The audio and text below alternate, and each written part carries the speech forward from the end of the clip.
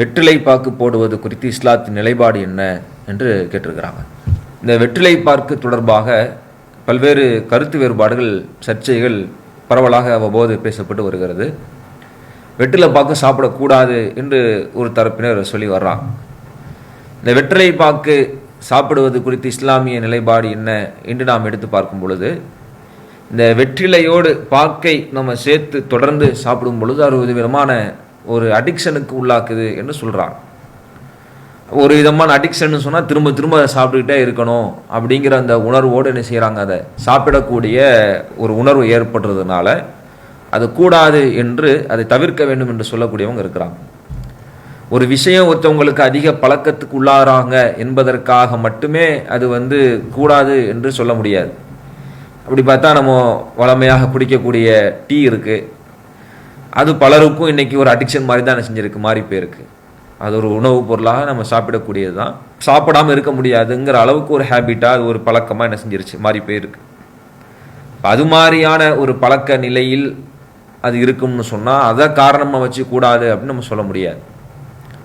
அதில் போதை தரக்கூடிய வசதி எதுவும் இருக்குதா, அப்படி எதுவும் இருந்துச்சுன்னா நம்ம முற்று முழுவதுமாக அது கூடாதுன்னு சொல்லலாம். வெற்றிலை பாக்கு சாப்பிடுவதில் போதை தரக்கூடிய பழக்கங்கள், போதை தரக்கூடிய வஸ்துக்கள் அப்படிங்கிறது எதுவும் இல்லை. அதில் அந்த பான் பிராக்கு போன்ற போதை தரக்கூடியதற்குன்னு பிரத்யோகமான ஏதேனும் ஒன்றை சேர்த்து சாப்பிட்டாலே ஒழிய, நார்மலாக வீடுகளில் பயன்படுத்தக்கூடிய வெற்றிலையும் பார்க்கும் அதை சாப்பிடுவதனால என்ன செய்ய போகிறதில்லை, ஒரு போதை நிலை ஏற்பட போவதில்லை. அது தொடர்ந்து சாப்பிட்டு பழக்கமாகி ஒரு பழக்கத்தில் தொடர்ந்து சாப்பிட்றாங்கிறத வைத்து அது தொடர் பழக்கமாகுதுங்கிற காரணத்திற்காக வேண்டி மட்டும் அதை கூடாது என்று சொல்வது என்ன இல்லை, சரியில்லை. இப்போ வேறு எந்த வகையில் இதை நாம் அணுகலாம், இது சரியா தவறா என்று நாம் பார்க்கும் பொழுது, இந்த வெற்றிலையோடு பாக்கு சேர்த்து நம்ம சாப்பிட்றதுனால, குறிப்பாக அதில் சுண்ணாம்பு சேர்த்து சாப்பிட்றதுனால பல்வேறு தீங்குகள், பல பாதிப்புகள் ஏற்படுகிறது என்று அறிவியல் பூர்வமாக என்ன செஞ்சிருக்கிறாங்க, நிறுவி இருக்கிறாங்க.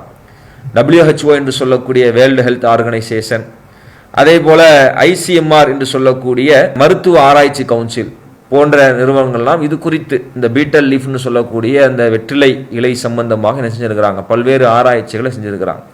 இப்போ அந்த வெற்றிலை இருக்கக்கூடிய சத்துக்கள் என்ன, அந்த வெற்றிலையில் இருக்கக்கூடிய திரவங்கள், ஆயில்கள் என்ன என்பது குறித்தெல்லாம் ஆய்வு செய்யும் பொழுது அதில் விட்டமின் C இருக்குது, கால்சியம் இருக்குது, அதுபோன்று பல்வேறு விதமான ரசாயன எண்ணெய்கள் அதில் இருக்குது, அதில் கிருமி நாசினியா பல்வேறு மருத்துவ குணங்கள் அதில் இருக்குதுன்னு சொல்லி நேரடியாக வெற்றிலையில் மருத்துவ குணங்கள் இருக்குன்னு நீங்கள் இந்த ஆய்வுகளில் பார்க்க முடியாது.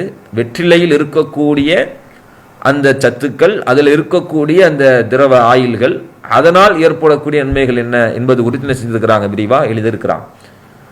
அப்போ இதில் சில நன்மைகள் தரக்கூடிய சத்துக்களும் அதில் திரவங்களும் இருந்தாலும் கூட இந்த வெற்றிலையை நாம் மருத்துவ பயன்பாட்டிற்காக எப்போயாவது நம்ம தேவையை கருத்தில் கொண்டு நம்ம பயன்படுத்துகிறோம் அப்படின்னு சொன்னால், அல்லது சாப்பிட்டு முடிச்சதுக்கப்புறம் செரிமானத்திற்காக பயன்படுத்துகிறோம் என்று சொன்னால் என்ன இல்லை, பிரச்சனை இல்லை. அது ஒரு உணவுப் பொருளாக, ஒரு மருத்துவ நிலையாக அது செயல்படுவதற்குண்டான சாத்தியக்கூறுகள் என்ன செய்து உத்தேசபூர்வமான ஆய்வுகளில் இருக்குது. ஆனால் அந்த வெற்றிலையோடு சுண்ணாம்பு தடவி சாப்பிடும் பொழுது அது ஆரோக்கியமானதாக இருக்குமான்னு கேட்டால், அது பல்வேறு விதங்களில் மனிதனுக்கு கேடு தரக்கூடிய வகையில், தீங்கு தரக்கூடிய வகையில் தான் இருக்கிறது என்று சொல்லி அறிவியல் பூர்வமான ஆய்வு தகவல்கள் எல்லாம் முன்வைக்கப்படுகிறது. அதில் நீங்கள் பார்க்கலாம், வேர்ல்டு ஹெல்த் ஆர்கனைசேஷன் WHO ஒரு விதமான ஆய்வு மேற்கொள்கிறாங்க. IARC என்று சொல்லக்கூடிய international agency for research on cancer அப்படின்னு ஒரு ஆய்வு மேற்கொள்கிறாங்க. பல பக்கங்கள் நிறைந்த அந்த ஆய்வில் அதில் பல்வேறு கேன்சர்களை ஏற்படுத்தக்கூடிய காரணிகள் குறித்து பேசுகிறாங்க. ரசாயன மாற்றங்கள் என்ன, வேதியியல் மாற்றங்கள் ஏற்படுதுங்கிற அறிவியல் பூர்வமான டேட்டாவோடு என்ன செய்கிறாங்கன்னா பேசுகிறாங்க. அதில் இந்த வெற்றிலையோடு சுண்ணாம்பை கலந்து சாப்பிடும் பொழுது வெற்றிலையில் இருக்கக்கூடிய ஆல்கலைடும் சுண்ணாம்பில் இருக்கக்கூடிய கால்சியம் ஹைட்ராக்சைடும் சேர்ந்து இணை புரியும் பொழுது அது வாய் புற்றுநோய், தொண்டை புற்றுநோய் ஏற்படுவதற்குண்டான வாய்ப்புகளை, சாத்தியக்கூறுகளை அதிகப்படுத்துகிறது என்று காரண காரியங்களோடு மருத்துவ ரீதியில் அறிவியல் பூர்வமான சான்றுகளை என்ன செஞ்சுருக்கிறாங்க, முன் வச்சிருக்கிறாங்க. இப்போ அந்த வகையில் நீங்கள் பார்த்தீங்கன்னு சொன்னால், இந்த வெற்றிலையோடு சுண்ணாம்பு சேர்த்து சாப்பிடக்கூடிய அந்த நிலை தவிர்க்கப்பட வேண்டியது. மருத்துவ ரீதியாக அது கெடுதி, அதனால் பாதிப்பு இருக்குது, தீங்கு இருக்குன்னு நமக்கு சொல்லும் பொழுது, அது உறுதியாகும் பொழுது அதை தவிர்த்து கொள்வதுதான் சரியானது. ஏனென்றால் அல்லாஹ் தன்னுடைய திருமறையில் சொல்லும் பொழுது, லா துல்குபி ஐதீக்கும் இல தஹுலுகா, உங்களுடைய கரத்தை நீங்கள் நாசத்தின் பக்கம் கொண்டு செல்லாதீர்கள், உங்களுக்கு நீங்களே தீங்கை ஏற்படுத்திக்காதீங்கன்னு நல்லா சொல்கிறான்.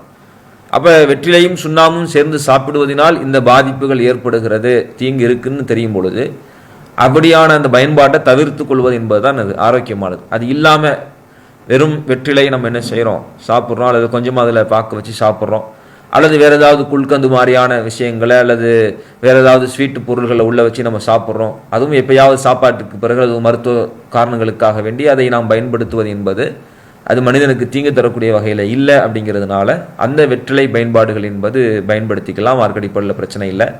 சுண்ணாம்பு சேர்க்கும் பொழுது அதில் பல பாதிப்புகள் ஏற்படுகிறது, புற்றுநோய் வரக்கூடிய அளவிற்குண்டான பாதிப்புகள் ஏற்படுகிறது என்ற அளவுக்கு ஆய்வுகள் நிரூபிக்கப்பட்ட சான்றுகளாக இருக்கிற காரணத்தினால் அவைகளை தவிர்த்து கொள்வது ஆரோக்கியமானதாக இருக்கும் என்பதையும் இதற்கான பதிலாக சொல்லி. அல்லாஹு அக்பர், அல்லாஹு அக்பர்.